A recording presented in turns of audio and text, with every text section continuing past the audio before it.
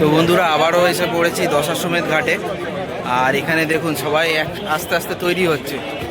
এই যে এইটা হচ্ছে ওই স্পেশাল সিটগুলো, যেটা একদম সামনে থেকে বসে দেখা যায়। আর এখানে আপনার গঙ্গা আরতিটা হবে। তো আপনাদের একবার জায়গাটা দেখিয়ে দিই যে সকালবেলা কতটা ফাঁকা ছিল আর এখন কত লোক এসে গেছে। সব আনাচে কানাচে লোকে একদম পরিপূর্ণ, কত লোক এসে গেছে। অবশেষে বোটে উঠে পৌঁছেছি। এবার দেখাচ্ছি আমরা কিভাবে এই বোটে এসে পৌঁছবো। ওই যে দেখুন, ওই হচ্ছে ঘাট। ওইখান থেকে 3টে বোট ডিঙিয়ে তারপর এই আমাদের নিজস্ব বোটে উঠে এসে পৌঁছেছি।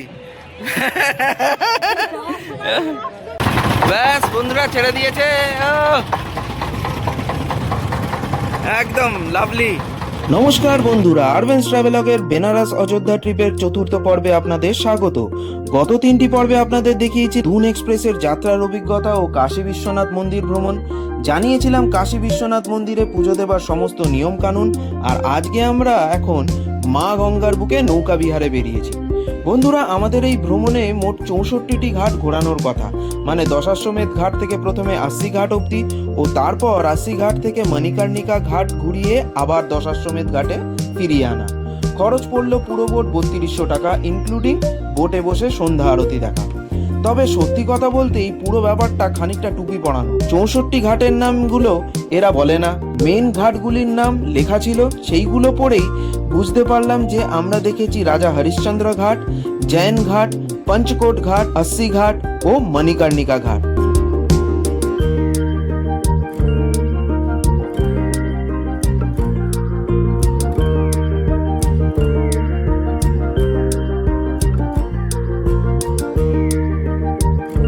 খুব ইচ্ছে ছিল মণিকর্ণিকা ঘাটটি আরো কাছ থেকে দেখার, তবে এ ব্যাটা নিয়েই গেল না।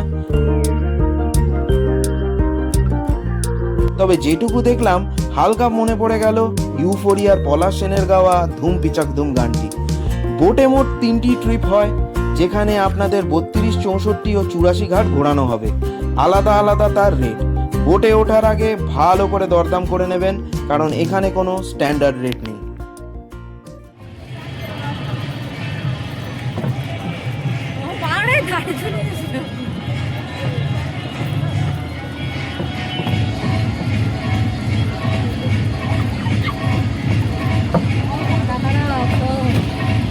তো বন্ধুরা মোটামুটি এই আধা ঘন্টা 40 মিনিট মতনের একটা বোট রাইড করে এসে আমাদের এই দশাশ্বমেধ ঘাটের উপরে মানে লাইন দিয়ে সব বোট রাখা আছে। তো সেই বোটে এসে আমাদের বসিয়ে দিয়েছে। এই বোট থেকে সামনে এই যে এখানেই গঙ্গা আরতি হবে, তো এখান দিয়ে দেখা যাবে। আর এখানে দেখুন সব বোট লাইন দিয়ে।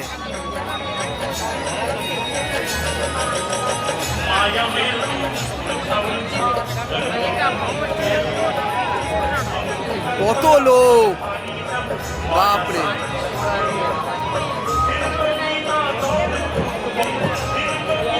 আর ওখানে দেখছেন আস্তে আস্তে সন্ধ্যারতির মানে প্রস্তুতি চলছে। একে একে ফুল এনে রাখছে, তারপর বিভিন্ন সামগ্রী আর কি এনে রাখা হচ্ছে ওখানে। পুরো সময় এখন 6:20। এই যে আস্তে আস্তে কি সুন্দর ঘাটটি সেজে উঠেছে দেখুন, লাইট দিয়ে দারুণ লাগছে। যা জানতে পারলাম 7:45 নাগাদ হয়তো সব শুরু হবে, আর আধা ঘন্টা মতন বোধহয় হয়। দেখা যাক কতক্ষণ হয়।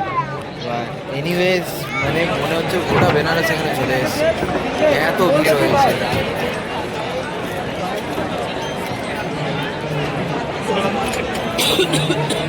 माता पितृतर कमलेभ्यो नमः, इष्टदेवताभ्यो नमः, कुलदेवताभ्यो नमः, ग्रामदेवताभ्यो नमः। हस्तौ प्रक्षालन मन्त्रपुष्पाञ्जलिः। ब्रह्माणत्वेदग्रमयदन्तदेवास्तानि धर्माणि प्रथमान्या।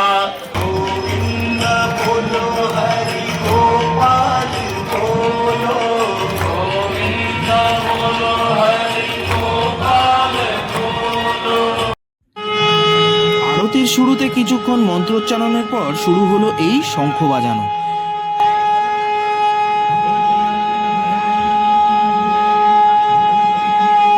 বিশ্বাস করুন বন্ধুরা, একদমে টানা 5 মিনিট 14 সেকেন্ড পুরো চলেছিল এই শঙ্খধ্বনি। সত্যিই অবাক করা মুহূর্ত। আর শঙ্খবাদককে অবশ্যই কুর্নিশ জানাই।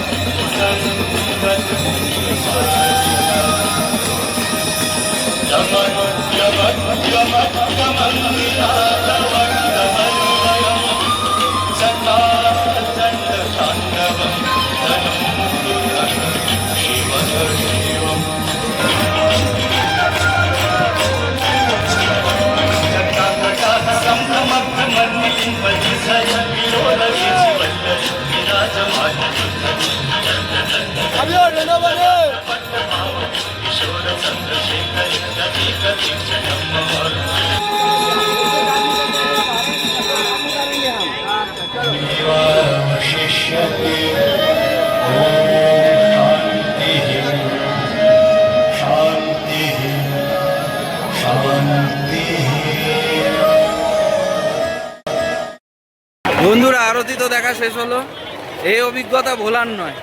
এই মিনিট 40 মতন হয়, আধা ঘন্টা 40 মিনিট মতন হয়। আর ও বাবা, এই দেখুন, এটা মোস্ট প্রবাবলি ওই কেবিল কারটা, মানে রোপওয়ে যেটা তৈরি হবে আর কি, এই কারটা বলে কেবিল কারটা। বাবা, ওকে।